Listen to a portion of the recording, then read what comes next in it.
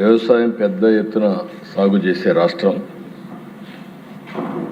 ఈ సంవత్సరం దేశ వ్యవసాయ వృద్ధి రేటు 0.39. అదే మన రాష్ట్రానికి వస్తే 7.83% వృద్ధి రేటు వచ్చేది నమోదైంది. ఇంకో పక్కన మన జనాభా రఫ్గా 4.2%. ఇండస్ట్రీ కానీ సర్వీస్ సెక్టర్ కానీ దానికంటే తక్కువే ఉన్నాం. కానీ వ్యవసాయంలో మాత్రం నేషనల్ జీడిపిలో 10% కాంట్రిబ్యూట్ చేసే ఏకైక రాష్ట్రం, అంటే మోర్ దెన్ డబల్. ఇది చూసినప్పుడు మనం వ్యవసాయాన్ని గడిచిన 5 సంవత్సరాల్లో అన్ని విధాల నష్టపోయాం, చాలా ఇబ్బందులు పడ్డాం. అందుకే స్వర్ణాంధ్ర 10 సూత్రాల్లో అగ్రిటెక్ ఒక ప్రిన్సిపల్, ఒక సూత్రం. ఇంకొక పక్క రైతన్నకి ఫర్దర్గా ముందు తీసుకుపోవడం కోసం పంచ సూత్రాలు పెట్టుకున్నాం. ఒకటి నీటి భద్రత. ఇప్పుడే మంత్రి గారు చెప్పారు, డిమాండ్ ఆధారిత పంటలు. ఏదో మనం పండించడం కాకుండా ఆహారపు అలవాట్లు మారినప్పుడు వాళ్ళకు అవసరం మేరకు మనం పంటలు పండించే పరిస్థితి రావాలి. టెక్నాలజీ ఆల్ వాక్స్ ఆఫ్ లైఫ్లో వచ్చింది కాబట్టి అగ్రికల్చర్ మొత్తం టెక్నాలజీ అంతా ఉపయోగించాలి. ఫుడ్ ప్రాసెసింగ్ పోకపోతే, వ్యవసాయ ఆధార పరిశ్రమలు లేకపోతే రాను మనం పండించిన పంటలకి చాలా వరకు వేరియేషన్స్ వచ్చి చాలా నష్టపోయే పరిస్థితి వస్తుంది. అల్టిమేట్గా గవర్నమెంట్ ఎప్పుడు ప్రభుత్వ విధానాలు కానీ అదే మరిగా ఏదైనా క్రైసిస్ వచ్చినప్పుడు ఆదుకోవడం కానీ చేస్తూనే ఉండాలి. ప్రభుత్వ మద్దతు కూడా ఉండాలి. ఇలాంటి 5 ప్రిన్సిపల్స్ పెట్టుకున్నాం. రాష్ట్రంలో 22.5 లక్షల వ్యవసాయ పంప్ సెట్ కూడా పనిచేస్తున్నాయి. ఇంకొక పక్కన ఈ సంవత్సరం కూడా 69,000 కనెక్షన్లు అదనంగా ఇచ్చాం. ఒక్క వ్యవసాయానికి మనం చూస్తే 13,722 కోట్ల రూపాయలు 26-27కి ఒక్క కరెంటు మాత్రం ఉచితంగా ఇవ్వడానికి కేటాయించాం. మనం అందరం కూడా ఆరోగ్యం కూడా బాగుండాలంటే న్యూట్రిషియస్ ఫుడ్ తీసుకోవాలి. పంటలు కూడా బాగా రావాలంటే దానికి సాయిల్ హెల్త్ కూడా చూసుకోవాల్సిన అవసరం ఉంది. దీనికోసమే మైక్రో న్యూట్రియంట్స్ కూడా వెళ్ళి ఈ సంవత్సరం అయితే పెద్ద ఎత్తున దగ్గర ఒక 1,250 మెట్రిక్ టన్నులు మైక్రో న్యూట్రియంట్స్ కూడా సరఫరా చేశాం. అన్నదాత సుఖీభవ కొంతమంది మాట్లాడుతున్నారు. 20,000 రూపాయలు ఇస్తామని ఎన్డీఏ చెప్పాం. 3 ఇన్స్టాల్మెంట్స్ కేంద్ర సమానంగా రాష్ట్ర వాటా కింద 14,000, కేంద్ర వాటా కింద 6,000, మొత్తం 20,000 ఇస్తున్నాం. అయితే ఎవరైతే విమర్శిస్తున్నారో వాళ్ళు చెప్పేది 7,500 రూపాయలు వాళ్ళు రైతులకు ఇస్తే ఈరోజు 14,000 రూపాయలు రాష్ట్ర ప్రభుత్వం అంటే 2 ఇస్తున్నామని చెప్పి కూడా నేను మీకు తెలియజేస్తున్నాను. ఆ రోజు ఒక్క రైతుకి డబ్బులు ఇస్తున్నామని చెప్పి మిగిలినటన్నీ కట్ చేశారు. అంటే వ్యవసాయాన్ని పూర్తిగా నిర్వీర్యం చేసే పరిస్థితికి వచ్చారు. ఈరోజు మనం నిన్న కూడా మినిస్టర్ గారు వీళ్ళందరూ మాట్లాడారు, మీరు చూశారు. 47 లక్షల మందికి ఇన్పుట్ సబ్సిడీ 310 కోట్లు ఇచ్చాం. ధాన్యం కొనుగోలు రికార్డు స్థాయిలో 24 గంటల్లో వాళ్ళ అకౌంట్లో వేసాం 10,876. ఇది కాకుండా మీరు ఒకసారి చూస్తే 1,670 కోట్ల రూపాయలు బకాయిలు పెట్టిపోతే ఆ బకాయిలు కూడా చెల్లించే పరిస్థితికి వచ్చాం. వీళ్ళు రైతులు ఆత్మహత్యలు ఎక్కువ జరిగే ఆ కాలంలో వాళ్ళు బకాయిలు పెట్టిపోతే 5,67,00,000 ఈ ప్రభుత్వం వస్తారు, అది కూడా పే చేశాం. ఈరోజు నేను ఒకటే చెప్పాను, ఆత్మహత్యలు జరగడానికి వీలు లేదు, రైతు అధైర్యపడడానికి వీలు లేదు, రైతుకు అండగా ఉంటాం. ఎక్కడన్నా ఆత్మహత్య చేసుకుంటే ఏ కారణంతో చేసుకున్నాడో అధ్యయనం చేసి తిరిగి పునరావృతం కాకుండా చేయడానికి ప్రతి రైతు ఆత్మహత్యని ఆడిట్ చేసే పాలసీ కూడా తీసుకొస్తున్నామని చెప్పి మీ ద్వారా రైతులకందరికీ హామీ ఇస్తున్నాను. ఇంకొక పక్కన యాంత్రీకరణ.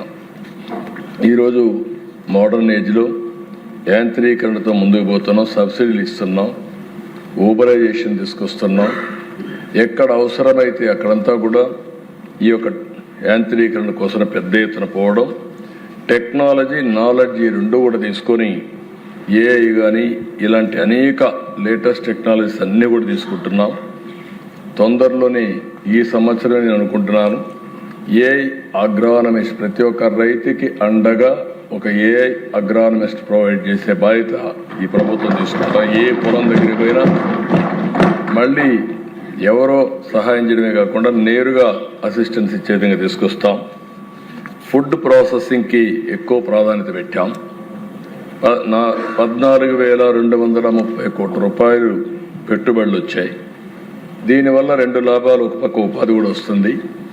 ఈ ప్రభుత్వం వ్యవసాయ ఆధార పరిశ్రమలు ఫుడ్ ప్రాసెసింగ్కి ఎక్కువ ప్రాధాన్యత ఇస్తున్నాం. దీన్ని లాజికల్గా తీసుకెళ్తాం.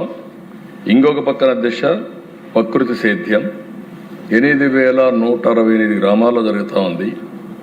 17,75,000 ఎకరాల్లో ప్రకృతి సేద్యం సాగవుతూ ఉంది. 15 లక్షల మంది ఫార్మర్స్ ఇందులో పనిచేస్తున్నారు. 29కి 50 లక్షల ఎకరాల్లో 40 లక్షల ఫార్మర్స్ని వ్యవసాయం ప్రకృతి సేద్యం వైపు పంపించే కార్యక్రమానికి శ్రీకారం చుడతాం.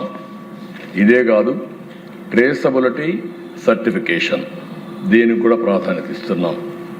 ఇంత మునిపే మినిస్టర్ గారు చాలా సమర్థవంతంగా చెప్పారు. దేశ ఒక విషయం మీరు చూస్తే రాయలసీమకు హార్టికల్చర్కి ఎక్కువ ప్రాధాన్యత ఇస్తున్నాం. ఈరోజు మీరు చూస్తే 20 లక్షల ఎకరాల్లో హార్టికల్చర్ ఉంది. అదే మాదిరిగా 400 మిలియన్ మెట్రిక్ టన్స్ పండ్లు కూరగాయలు తయారవుతున్నాయి, ఉత్పత్తి అవుతున్నాయి. దీన్ని రాబోయే రోజుల్లో రాయలసీమ ఈరోజు దేశంలో వీఆర్ నెంబర్ 1. అంటే మొత్తం అన్ని రాష్ట్రాల కంటే ఎక్కువ పండ్లు పండించే రాష్ట్రం ఆంధ్రప్రదేశ్ రాష్ట్రం. దీన్ని 20 లక్షల నుంచి 40 లక్షలు చేసి 400 మిలియన్ మెట్రిక్ టన్స్ నుంచి 1,000 మిలియన్ మెట్రిక్ టన్నులు చేసి ప్రపంచానికే నెంబర్ 1గా రాయలసీమ హార్టికల్చర్ హబ్గా తయారు చేస్తాం. దిశ దీనికి ఒక ప్రాజెక్ట్ కూడా తయారు చేశాం. క్లస్టర్ విధానం పెట్టుకున్నాం. 30,000 కోట్ల రూపాయలతో ఒక ప్రాజెక్ట్ తయారు చేసి గవర్నమెంట్ 30,000 కోట్లు ఖర్చు పెట్టి ప్రైవేట్ కింద అంటే ఇన్వెస్ట్మెంట్ వ్యవసాయ ఆధార పరిశ్రమలు ఇన్ఫ్రాస్ట్రక్చర్ దీనికి అదనంగా ఒక 70,000 కోట్లు అంటే హార్టికల్చర్కు మాత్రం 1,00,000 కోట్ల రూపాయల పెట్టుబడితో 1,000 మిలియన్ మెట్రిక్ టన్నులు 40 లక్షల ఎకరాల్లో దేశంలోనే కాదు ప్రపంచంలో ఒక ప్రాంతంలో ఎక్కడెక్కడ కనపడదు అన్ని రకాల పంటలు ఇక్కడ పండిస్తామని చెప్పి కూడా నేను మీకు తెలియజేస్తున్నాను. ఇదే కదా దిశ. ఓసారి పంటలు వేసినప్పుడు ఒడిదుడుకులు వస్తాయి, పొగాకు. ఇక్కడ మన రాష్ట్రంలో మేము ఆలోచించే విధానం అన్నీ కూడా వాణిజ్య పంటలకు వెళ్ళాలని, రెండోది రైతుకు గిట్టుబాటు ధర రావాలని. ఈరోజు మీరు ఒకసారి చూస్తే కోకో ప్రోత్సహిస్తున్నాం. ఏలూరు దగ్గర రాబోయే రోజుల్లో కోకో సిటీ ప్రపంచంలో మొట్టమొదటి సిటీ ఏలూరు దగ్గర వస్తుందని చెప్పి కూడా నేను మీకు తెలియజేస్తున్నాను. కాఫీ, అరకు కాఫీ ఇది ఒక గ్లోబల్ బ్రాండ్గా తయారయ్యే పరిస్థితి వచ్చింది. మన ప్రాంతంలో గిరిజనులు పండించే అరకు ప్రపంచవ్యాప్తంగా పాపులారిటీ వచ్చే పరిస్థితి తీసుకొచ్చాం. పొగాకు, మామిడి, ఉల్లి, కోకో ఇబ్బందులు వస్తే 588 కోట్ల రూపాయలు వాళ్లకు మార్కెట్ ఇంటర్వెన్షన్ ఇచ్చి వాళ్ళని ఆదుకున్నాం. ఇంకొక పక్కన దేశాలు మీరు ఒకసారి చూస్తే అక్వా దేశంలోని మనం నెంబర్ 1గా ఉన్నాం. ఇప్పుడు ఈ సంవత్సరం కూడా 17% గ్రోత్ రేట్ వచ్చింది. దేశంలో ఎగుమతుల్లో 34% మన దగ్గర నుంచి వస్తుంది. అందుకే అక్వా జోన్ని పెద్ద ఎత్తున అభివృద్ధి చేసి ఇంత మునుపు మాయమాటలు చెప్తే ₹1.50 యూనిట్ కరెంట్ ఇచ్చి మళ్ళీ అక్వాని రివైవ్ చేసిన ఘనత ఎన్డీఏ ప్రభుత్వానికి దక్కిందని చెప్పి కూడా నేను మీకు తెలియజేస్తున్నాను. దీంతో నాకు ఏమాత్రం అనుమానం లేదు. ఇప్పుడు మీరు చూస్తే చేపల ఉత్పత్తిలో 29%, రొయ్యల ఉత్పత్తిలో 75% మన దగ్గరనే ఉంది. రేపు రాబోయే రోజుల్లో అమెరికాలో కూడా మనం నిన్న మొన్న మీరు చూసినప్పుడు ట్రేడ్ డీల్లో ఆక్వాకల్చర్కి మళ్ళా టారిఫ్ కూడా తగ్గించే పరిస్థితికి వచ్చారు. దీనివల్ల నాకు అనుమానం లేదు, ఆంధ్రప్రదేశ్ ప్రపంచానికే ఒక హబ్గా, అక్వాకల్చర్ హబ్గా కూడా తయారవుతుందని చెప్పి నేను మీకు తెలియజేస్తున్నాను. మత్స్యకారుల సేవలో కూడా 20,000 రూపాయలు ఇచ్చాం, 222 కోట్ల రూపాయలు పే చేశాం. ఇక్కడ నేను ఎమ్మెల్యేస్ అందరినీ కూడా రిక్వెస్ట్ చేస్తున్న దిశ, ప్రజలు కూడా కోరుతున్నా, నీరు అనేది చాలా ముఖ్యం. ఈ సంవత్సరం మళ్ళీ చూస్తే పోయిన సంవత్సరం 3-4% మనకు అడిషనల్గా రెయిన్ఫాల్ వచ్చింది. ఈ సంవత్సరం కొద్దిగా స్ట్రెయిన్ ఉంటుందని ఫోర్కాస్ట్ చేస్తున్నారు. ఎంత ఉంటుందనేది వేరే విషయం, కానీ మనం ఆలోచించుకోవాల్సింది కష్టాలు వచ్చినప్పుడు కానీ తక్కువ వచ్చినా ఎక్కువ వర్షం పడినా నీటి భద్రత కాపాడుకోవడం మన బాధ్యత. దీనికి మనం ఆలోచించాల్సిన అవసరం ఉంది. ఎప్పటికప్పుడు నీళ్లుంటే ఎలాంటి కార్యక్రమాన్ని చేయొచ్చు. ఒక చిన్న ఉదాహరణ చూస్తే అధ్యక్ష, ఈరోజు అన్నమయ్య జిల్లాలో సమర్థ నీటి నిర్వహణ చేశారు. నవంబర్ 2024 12.97 మీటర్లు నీటి డెప్త్ ఉండేది. ఈరోజు 25కి వస్తే 6.67 మీటర్లకు వచ్చారు. అంటే ఒక్క సంవత్సరంలో సమర్థవంతమైన నీటి నిర్వహణ వల్ల 6.3 మీటర్లు భూగర్భ జలాలు పెరిగాయంటే అది ఒక చరిత్ర. అక్కడ అడ్మినిస్ట్రేషన్ మనస్ఫూర్తిగా అభినందిస్తున్నాను దేశం. ఇప్పటి వరకు మీరు ఒకసారి చూస్తే రాష్ట్రంలో 7.31 మీటర్లో నీళ్లు భూగర్భ జలాలు ఉన్నాయి. ఇంకొక పక్కన దేశ దీనివల్ల లాభం ఏంటని మీరు ఒకసారి ఆలోచిస్తే, మామూలుగా వీళ్ళు 24లో 336 మిలియన్ యూనిట్లు విద్యుత్ వాడితే 25లో 221 మిలియన్ యూనిట్లు మాత్రమే వాడారు. దీని విలువ అధ్యక్ష డిపార్ట్మెంట్కి సేవింగ్ చూస్తే 95 కోట్లు, 115 మిలియన్ యూనిట్ల ఆదాయం, దానికి 95 కోట్ల రూపాయలు సేవ్ అయ్యే పరిస్థితి వచ్చింది. సమర్థవంతంగా మనం పనిచేస్తే ఎలాంటి ఫలితాలు వస్తాయో ఒక ఉదాహరణ. దీనికి అదనంగా మీరు ఒకసారి చూస్తే 20,000 హెక్టార్లు ఉద్యాన పంటలు పెరిగాయి. దీని విలువ 1,634 కోట్లు. అంటే మన జిఎస్డిపి 1,634 కోట్లు పెరిగింది. అదే మరి నీటి వల్ల భూగర్భ జలాలు పెరిగాయి కాబట్టి 95 కోట్ల రూపాయలు ఆదాయ పరిస్థితి వచ్చింది. అందుకే అధ్యక్ష అందరిని కోరుతున్నాం, దీనిపైన సాగునీటి సంఘాలు కూడా ఉన్నాయి. మీరు వాళ్ళని ఎప్పటికప్పుడు డ్రైవ్ చేయగలిగి రైతులు కూడా సమాయత్తం చేయగలిగితే సమర్థవంతమైన నీటి నిర్వహణ చేసి నీటి ఎద్దడిని పూర్తిగా నివారించే పరిస్థితి వస్తుంది. అందుకే ఈ ప్రభుత్వ విధానం +3 పోస్ట్ మాన్సూన్, -8 ప్రీ మాన్సూన్, ఇది ఒక పాలసీ కింద పెట్టుకున్నాం. దీనికోసం అన్ని విధాలా ముందుకు పోతామని చెప్పి కూడా నేను మీకు తెలియజేస్తున్నాను. ఇంకొక పక్కన దిశ, ఈరోజు ఈ విషయాలు మనం చూసినప్పుడు